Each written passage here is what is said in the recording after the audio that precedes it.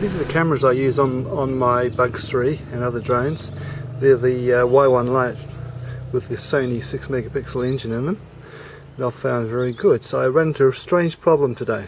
So the way I attach them to the drone, I've made up this foam case and I've got an ND filter made from sunglass lens that's embedded in the foam there.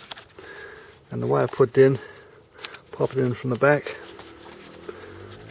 somewhat like this.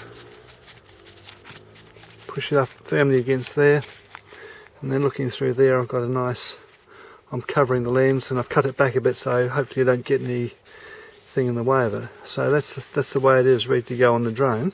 So grabbing the Bugs 3, it just goes under here like this. I slap one of these around the back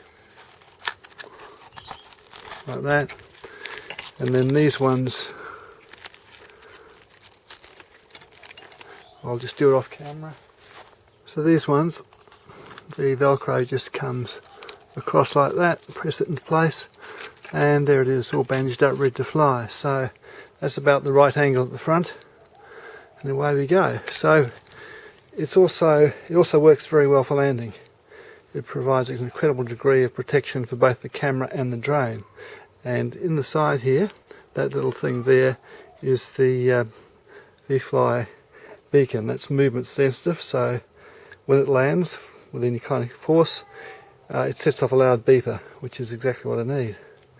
So that's the setup, and it works really well, but I had a very strange problem which you'll see soon in the next bit of footage.